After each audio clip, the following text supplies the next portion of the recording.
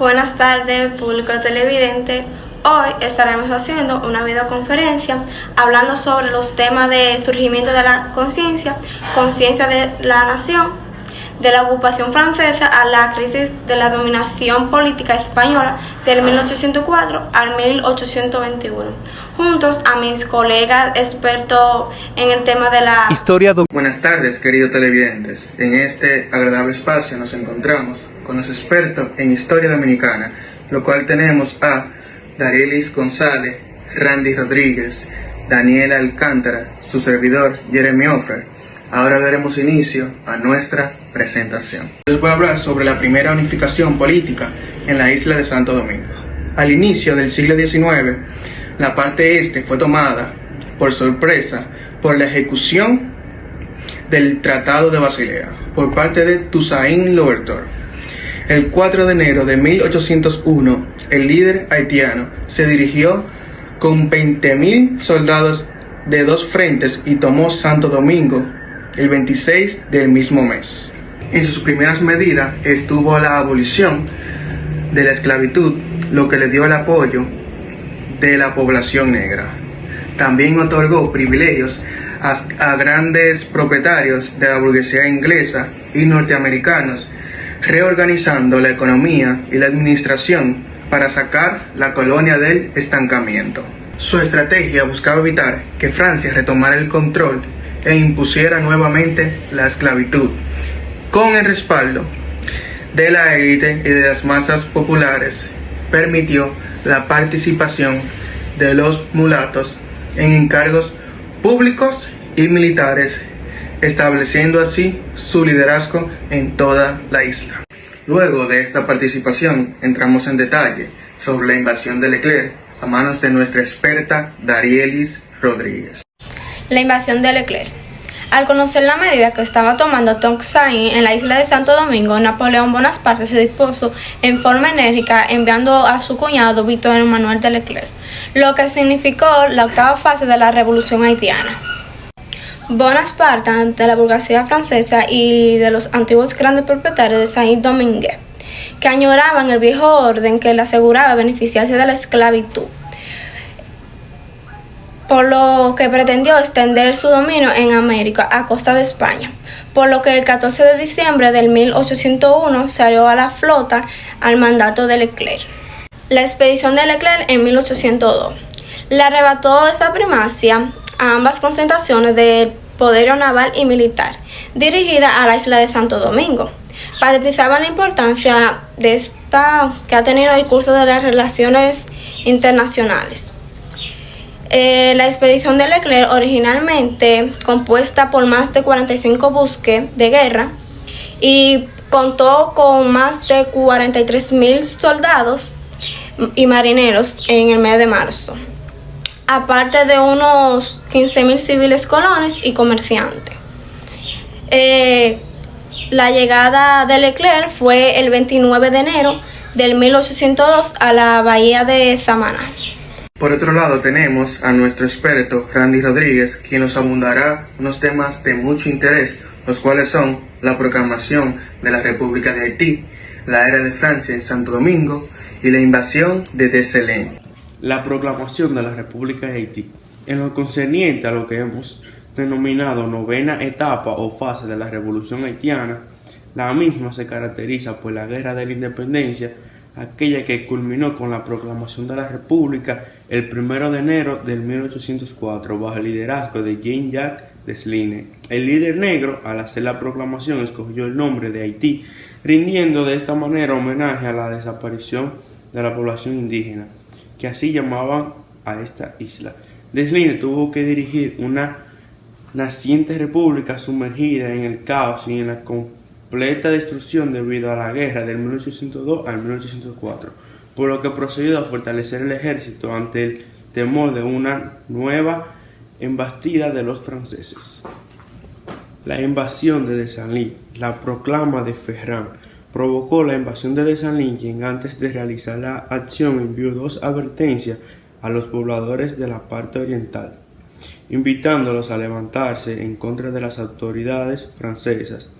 El presidente haitiano, al no tener respuesta satisfactoriamente dispuso que su ejército es dirigido a Santo Domingo, organizado en 2 columnas, una por el sur y otra por el norte, con la finalidad de que se encontraran en los alrededores de la ciudad amarulladas, donde se encontraba atrincherado Ferrán.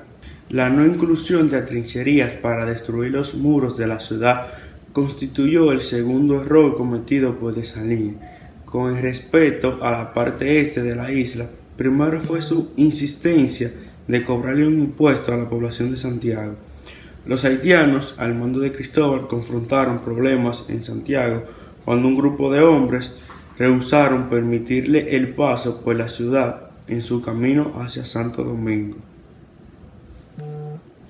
La era de Francia en Santo Domingo es el periodo comprendido del 1802 al 1809 y se debió a varias razones, entre ellas a la decidida actitud del general brigada de Jean-Louis Ferrand de no rendirse a los negros ni entregarse a los ingleses cuando Dessalines proclamó la independencia de Haití. Ferrand era el comandante del departamento del Cibao con asiento en Montecristi y rehusó dimitir, por lo que es dirigido con 600 hombres bajo su mando hacia Santo Domingo, donde habían otros 400 al mando del general Quenbersault, quien se disponía a capitular ante los ingleses. Ferrand desplazó del mando a Quenbersault y comenzó a distinguir los distintos destinos de Santo Domingo, mientras sus habitantes veían con diferencia la presencia de los extranjeros, a lo que pudo explicarse por su comportamiento todo de rechazo al negro de Santo Domingo, evidenciando al inicio del siglo XIX. En Santo Domingo, para aquella sociedad, lo importante era no ser totalmente negro o demasiado negro. Con esta única salvedad se adquiere una categoría social bastante cercana a la gente blanca. Aunque no del todo igual, así andando el tiempo surgió el término blanco de la tierra, que venía significando dominicano o español criollo de Santo Domingo. Poco a poco el esclavo fue identificado en casi exclusivamente en el color negro. Ahora su servidor le presentará el tema de la reconquista o restauración, que podemos resumir todo en una sola palabra: recuperación, y ya verán el porqué. Yo les hablaré sobre la reconquista y restauración. Tras el asesinato de Jean-Jacques Dessalines en 1806, Haití se dividió en 2 facciones. En el norte, liderado por Henry Christopher, con el régimen dictatorial, y al sur, dirigido por Alex Pention, quien estableció un sistema parlamentario y promovió la propiedad agrícola. Esta se dividió favoreciendo a los franceses en la parte este de la isla, permitiendo que el gobernador Ferrand mantenerse en el poder hasta 1808. Este año, influenciados por el gobernador de Puerto Rico, Toribio Monte, los criollos iniciaron la llamada Guerra de Reconquista, aunque algunos historiadores consideran que fue en realidad una restauración del dominio español y no una recuperación de soberanía propia. El conflicto tuvo figuras destacadas como Ciriaco Ramírez y Cristóbal Humbert, quienes inicialmente buscaban la independencia, pero el liderazgo pasó a Juan Sánchez Ramírez, de postura colonialista. La batalla decisiva ocurrió en Palo Hincado el 7 de noviembre de 1808, donde las tropas criollas, superando en número a los franceses, derrotando y Ferrand, quien terminó suicidándose. Tras la victoria militar, la Junta Bobadillo, el 12 de diciembre de 1808, decide reincorporar la colonia a España, oficializando la restauración del dominio español el 15 de julio de 1809. Haitianos e ingleses apoyan la expulsión de los franceses, ya que esto le beneficiaba en su propio interés. Este episodio dejó como resultado el restablecimiento del colonialismo español, frustrando los intentos independientes de algunos líderes criollos y marcando un periodo de inestabilidad que culminaría en la independencia definitiva en 1821. Otra revuelta significativa fue la rebelión de los esclavos de la hacienda Mendoza y Mojarra en el 1812, liderado por Pedro Seda, José Leocadio y María de Jesús. Su objetivo era liberar a los esclavos, pero fueron capturados, ejecutados de manera muy cruel, siendo arrastrados, descuartizados y sus restos también expuestos como castigo ejemplar. Estos acontecimientos reflejan la represión extrema contra cualquier intento de sublimación en la colonia durante este periodo. Prosiguiendo los temas que están bastante interesantes, le damos la continuidad a la experta González, que nos va a tratar la España boba.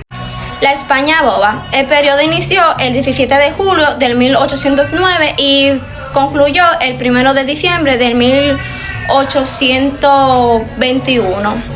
Es dominada como la España boba con la finalidad de señalar la incapacidad de España para gobernar, a la que fueron su primera colonia en América.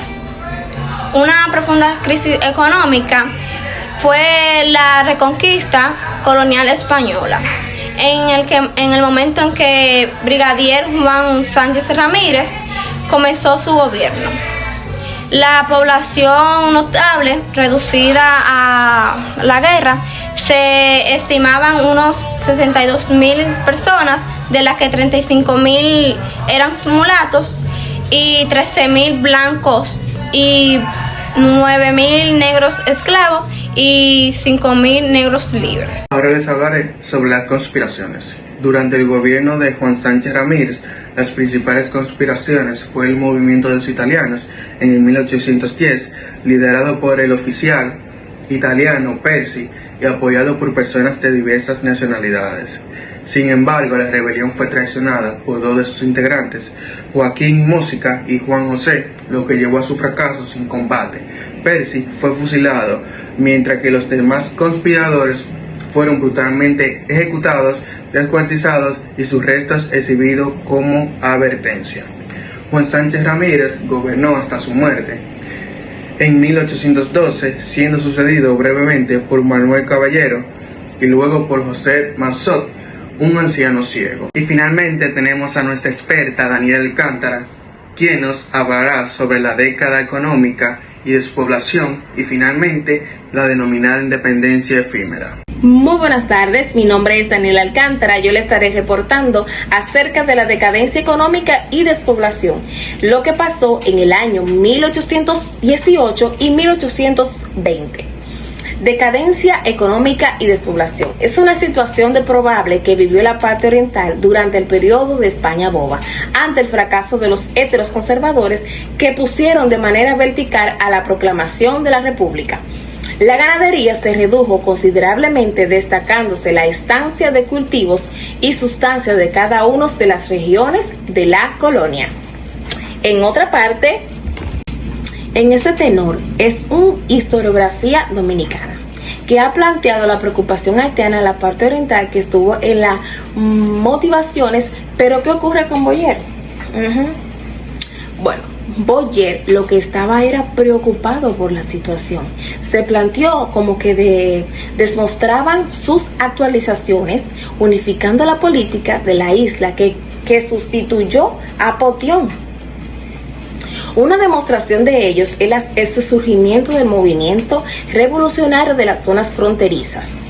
A partir de 1818, la mayoría de los cuales el abogado y la unificación con Haití. Escuchen bien. De ahí, para que Boyer, así como los demás sectores dominicanos y haitianos, se unificaran y votar y con la comprueba también de 1820. Gobernantes estuvieron divididos en planos internos. En serio, Boyer. En planos internos, soberanos del territorio. Y oigan bien, se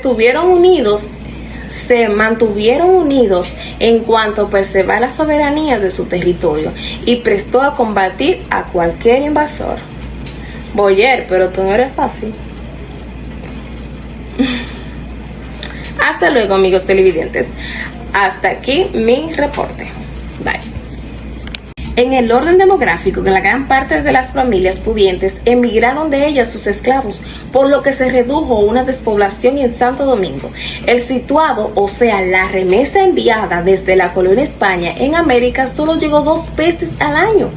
Durante 12 años, duró un periodo de España boba. Ante estos, las actividades comerciales se redujeron de una manera desconsiderable e interna, extremadamente opuesto a la colonia. No generaba ni siquiera los recursos indispensables para cubrir sus necesidades. ¡Wow! Eso es algo que no podemos destacar. Pero, no obstante, a partir del 1818, la situación comenzó a implementar cambios increíbles debido a los acontecimientos que generaban en las colonias españolas, latinoamericanas y en Haití. En el 1820 se unificó de una manera gráfica, de una manera que no se podía, wow, era algo que en ese tiempo decían, wow, vamos a tener que hacer algo. Entonces, en ese entorno, lo que hicieron los latinoamericanos y en Haití, se unificaron con el mando de John Poyer Moller, que era el presidente de Haití, quien de inmediato envió los agentes de la colonia española con el propósito de incitar la población e injerirse en su país. Y ustedes dirán, ¿cómo así? Boyer tomó en cuenta la situación explosiva que reinaba en la colonia debido a los graves problemas que afectaban la indiferencia de respeto que metraba en metrópoli. Entonces Boyer estaba demasiado, ya él estaba preocupado por la situación, pero era una persona bastante fría. En las zonas fronterizas provocó inquietudes entre los habitantes. Oigan eso. En esos lugares en los lugares que ocurrieron fueron en Montecristi, oficialmente. Los haitianos, por ejemplo, unos de ellos, emitió una proclamación de la independencia. ¡Wow! Vamos aquí.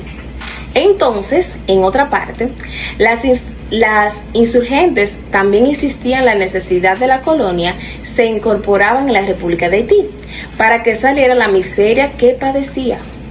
O sea, Boyer estaba en una situación que él decía, wow, ¿qué yo voy a hacer ahora? Pero él tenía otros planes. Bueno, la República de Haití se reunificó en el 1820 en el mando del mulato de John Poyer Moller, quien de inmediato se redujo a materializar el principio loberturiano, oigan eso, de que la isla es una indivisible. Eso era lo que Boyer decía. Entonces, Boyer dejó el poder en el 1818 al morir el presidente del sur, Alexandre Potion, y 2 años después unificó la república al suicidarse. ¡Wow! El gobernante del norte, Henry Cristóbal, quien se hizo un disparo en la cabeza en octubre de 1820,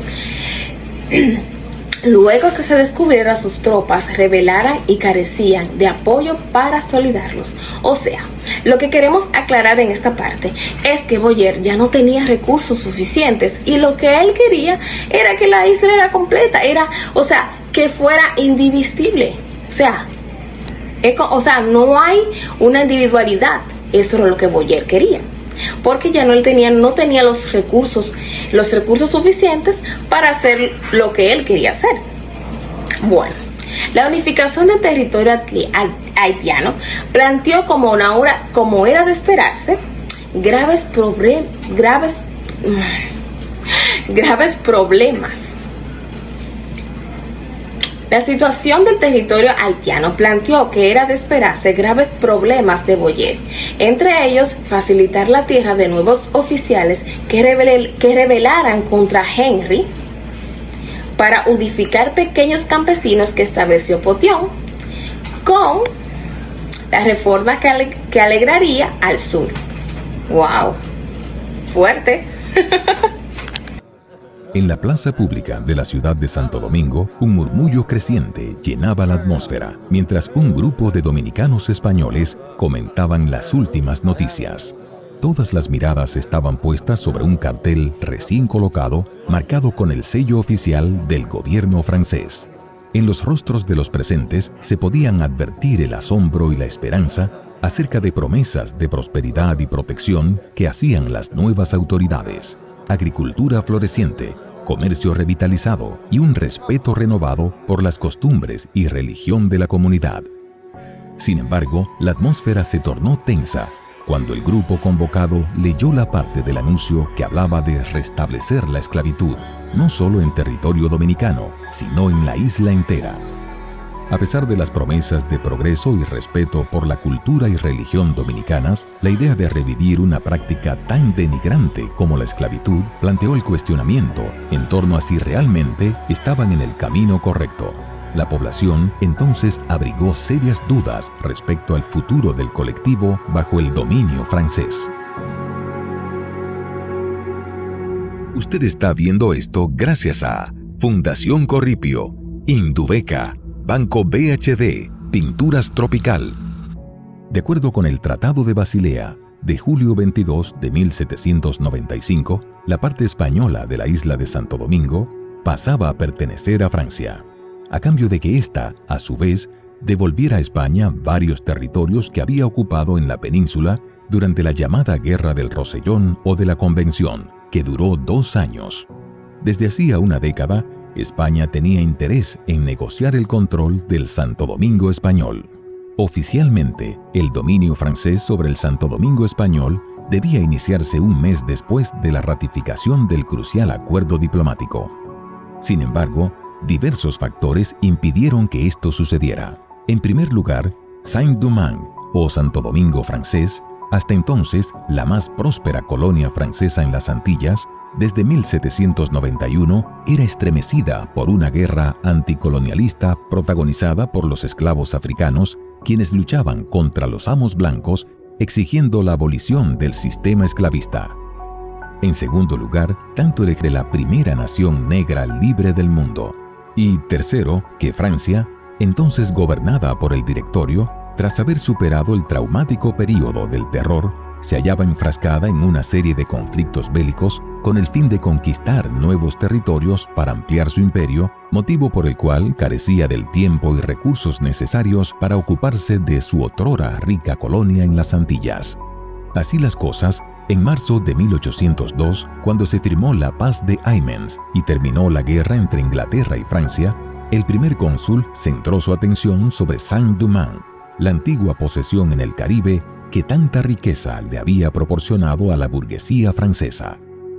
Dispuso que una poderosa flota naval surcara el Atlántico para poner las cosas en orden en Saint-Domingue. Determinó asimismo que los franceses procedieran manu militari a tomar posesión de la parte española de la isla.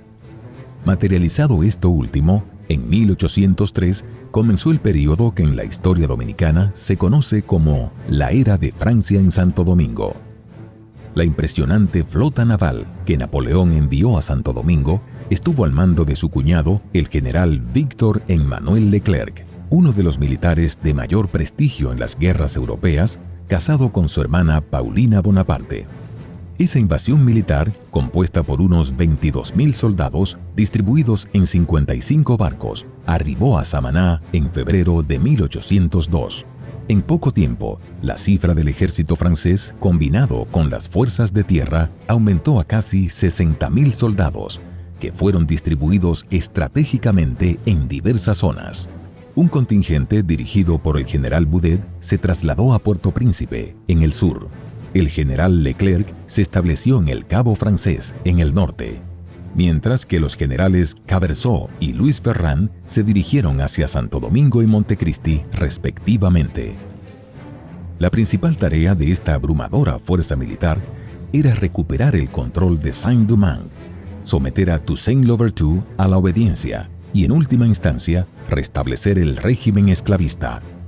Este propósito provocó la indignación de los revolucionarios, quienes bajo el lema «Libertad o muerte» lucharon con impresionante valentía contra el invasor, logrando finalmente vencer al ejército francés que había conquistado tantos lauros militares en Europa. En el curso de esa fase de la insurrección antiesclavista de Saint-Domingue, Toussaint fue hecho prisionero y enviado a Francia. Pero el vacío que dejó en el escenario revolucionario pronto fue llenado por otros actores como Dessalines, Cristóbal, Pétion y Boyer. La guerra entre los antiguos esclavos de Saint-Domingue y los franceses duró 2 años. Aunque las fuerzas de Leclerc se mostraron incapaces de sofocar y controlar el movimiento antiesclavista en Saint-Domingue, la situación fue diferente en la parte española de la isla. Antes de la derrota de la expedición de Leclerc, quien incluso falleció a causa de la fiebre amarilla, enfermedad que mermó significativamente las filas del ejército napoleónico, se estima que más de 25.000 soldados perecieron debido a este virus. Un contingente militar logró conquistar la ciudad de Santo Domingo en 1803, estableciendo allí un gobierno colonial. El primer gobernador designado fue el general Caberceau. Durante poco menos de un año, Caberceau se mantuvo al frente del gobierno en Santo Domingo, pero no gozó de mucha simpatía por parte de los criollos dominicanos. Cuando los franceses se rindieron ante el avasallante ejército de los antiguos esclavos y poco después abandonaron Saint-Domingue, Caberceau también decidió renunciar y retirarse, decisión con la que no estuvo de acuerdo Louis Ferrand, quien entonces resolvió trasladarse desde Montecristi a Santo Domingo para tomar el control del gobierno. El 1 de enero de 1804, el mismo día en que Dessalines proclamó la independencia de Haití, el general Louis Ferrand tomó posesión de la gobernación del Santo Domingo español, convirtiéndose en el último reducto militar francés en la parte oriental de la isla. Sin embargo, el general Louis Ferrand había concebido un programa de gobierno muy beneficioso para los criollos dominicanos, y consciente del estancamiento económico de la colonia y del hecho de que sus habitantes vivían en un estado de ruina casi total en medio de una agricultura de subsistencia, se propuso fomentar el desarrollo de la agricultura y de las pequeñas plantaciones para reactivar el comercio. Inspirado sin duda en una proclama del general Leclerc, dirigida a los dominicanos españoles, hizo de público conocimiento que la voluntad suprema del gobierno francés al asumir la dirección de la colonia era protegerlos y contribuir a su prosperidad, al tiempo que les aseguró respetar la religión, los usos, las costumbres y la lengua del pueblo dominicano. En sintonía con esas promesas, Louis Ferrand inició su gestión gubernativa al frente de la colonia de Santo Domingo. Entre sus diversos proyectos figuraba la fundación de una nueva ciudad en Samaná que llamaría Puerto Napoleón.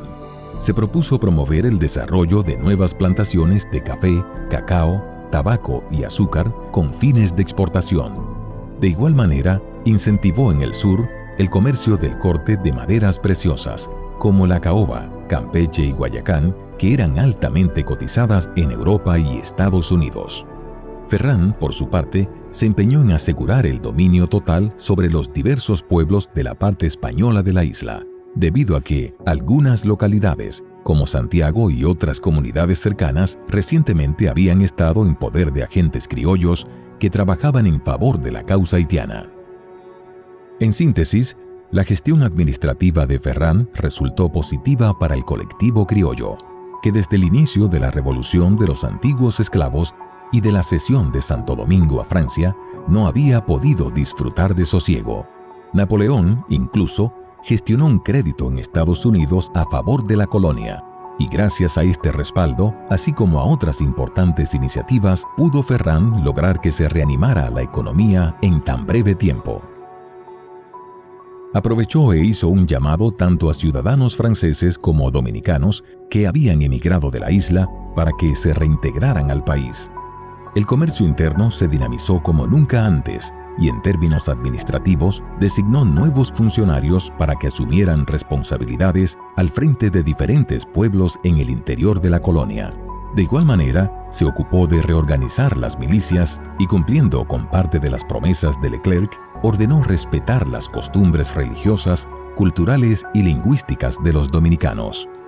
Algunos historiadores señalan que el gran error de Ferrán fue anunciar el restablecimiento de la esclavitud en toda la isla, odiosa medida que provocó la indignación de Dessalines y de sus correligionarios, quienes, temerosos de que Francia pudiese organizar sus fuerzas y atacar Haití, organizaron una invasión militar para ocupar Santo Domingo Español, expulsar a los franceses y convertir en realidad el proyecto louverturiano de «La isla es una e indivisible».